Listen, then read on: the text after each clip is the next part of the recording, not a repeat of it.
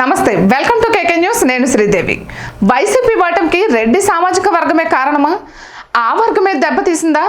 వారిలో అసంతృప్తి పెరిగిందా? అందుకే వారంతా దూరమయ్యారా? 2019 ఎన్నికల్లో గెలిపించిన వారే సైలెంట్ అయ్యారా? అందుకే వైసీపీ ఓడిపోయిందా? ఏపీ పొలిటికల్ సర్కిల్లో ఇదే ఆసక్తికర చర్చ. ముఖ్యంగా రెడ్డి సామాజిక వర్గ ప్రాబల్యం ఉన్న రాయలసీమలో వైసీపీ గడ్డు పరిస్థితులను ఎదుర్కొంది.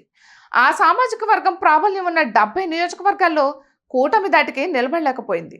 ఒక్క రాయలసీమే కాదు, రెడ్డి సామాజిక వర్గ ప్రాబల్యం ఉన్న ప్రకాశం, నెల్లూరులో సైతం టీడీపీ కూటమి వైట్ వాష్ చేసింది. దీని వెనుక రెడ్డి సామాజిక వర్గం వ్యూహాత్మక మౌనమే కారణమని తెలుస్తోంది. ఇక 2019 ఎన్నికల్లో జగన్ను తమ్మవాడిగా చేసుకుని రెడ్డి సామాజిక వర్గం అండగా నిలిచింది. పార్టీ పెట్టినప్పుడు, జగన్ పాదయాత్ర చేసినప్పుడు, 2014 ఎన్నికల సమయంలో రెడ్డి సామాజిక వర్గం ఒకే తాటిపైకి వచ్చింది. సొంత డబ్బులు పెట్టుకుని మరీ ప్రచారం చేశారు.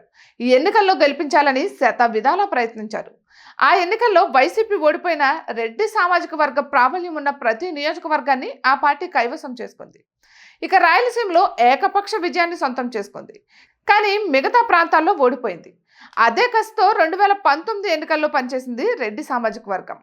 రాయలసీమతో పాటు ఇతర ప్రాంతాల్లో కూడా దృష్టి పెట్టింది. దాని పర్యవసానమే 151 స్థానాలతో అధికారంలోకి రావడం. తనకు అంతటి కష్టకాలంలో అండగా నిలిచిన రెడ్డి సామాజిక వర్గానికి జగన్ పెద్దగా చేసిందేమీ లేదు. ఆ నలుగురు రెడ్డి పెద్దలు తప్పించి సామాన్యులకు జరిగిందేమీ లేదు. పార్టీ వస్తే 4 రాళ్లు వెనుకేసుకొస్తామని పనులు చేసిన వారికి బిల్లులు చెల్లించలేదు. ఆర్థిక ఇబ్బందులతో సతమతమైన వారికి సైతం పట్టించుకునేవారు కరువయ్యారు. పోనీ సంక్షేమ పథకాలు అందాయంటే అదీ లేదు. అగ్రవర్ణాల జాబితాలో రెడ్డి సామాజిక వర్గం ఉండడంతో ఏ సంక్షేమ పథకం కూడా దక్కలేదు. దీంతో సామాజిక వర్గంలో అట్టడుగు వర్గాల వారికి ఎటువంటి చేయూత లేకుండా పోయింది. పోనీ నామినేటెడ్ పదవుల్లో పెద్దపీట వేశారా అంటే అదీ లేదు. ఇక బీసీ నినాదంతో ఎక్కడికక్కడే రెడ్డి సామాజిక వర్గాన్ని తొక్కిపెట్టారు.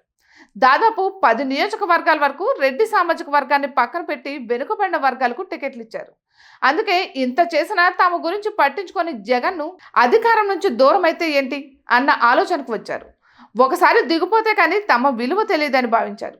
అందుకే పూర్తిగా పక్కకు తప్పుకున్నారు. కొన్ని చోట్ల వ్యూహాత్మకంగా సైలెంట్ అయ్యారు. ఫలితంగా వైసీపీ ఘోర పరాజయం పాలైంది. రాయలసీమ రెడ్డి నేతలతో పాటు ప్రకాశం, నెల్లూరుకు చెందిన రెడ్డి సామాజిక వర్గ నాయకులు పార్టీని వీడారు. జగన్ అంటే వీర విధేయత ప్రదర్శించిన కోటంరెడ్డి శ్రీధర్ రెడ్డి, మాగుంట శ్రీనివాసల్ రెడ్డి, వేమిరెడ్డి ప్రభాకర్ రెడ్డి లాంటి వారు వైసీపీని వీడడం కూడా రెడ్డి సామాజిక వర్గంపై ప్రభావం చూపింది.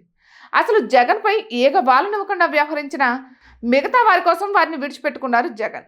ఇక నెల్లూరులో అనిల్ కుమార్ యాదవ్ కోసం వేమిరెడ్డి ప్రభాకర్ రెడ్డిని వదులుకున్నారు జగన్. ఎన్నో రకాలుగా అనిల్ కుమార్ యాదవ్ ఇబ్బందులు పెడుతున్న వేమిరెడ్డి తన సన్నిహితుడు అన్న విషయాన్ని కూడా జగన్ మర్చిపోయారు. అటు కోటంరెడ్డి శ్రీధర్ రెడ్డి విషయంలో సైతం విధేయతను పట్టించుకోలేదు. రెడ్డి సామాజిక వర్గం నేతలంతా ఒక్కొక్కరు దూరం కావడంతో అదే సామాజిక వర్గంపై పెను ప్రభావం చూపింది. జగన్ తమవాడు అనుకున్నామని, కానీ ఆయన తమవాడు కాదని రెడ్డి సామాజిక వర్గం ఒక నిర్ణయానికి వచ్చింది. ఈ ఎన్నికల్లో సైలెంట్ అయిపోవాలని భావించింది. తద్వారా జగన్ ఓటమిని నిర్దేశించింది. ఇటువంటి మరెన్నో వీడియోస్ కోసం కేకే న్యూస్ తెలుగు ఛానల్ని సబ్స్క్రైబ్ చేసుకోండి.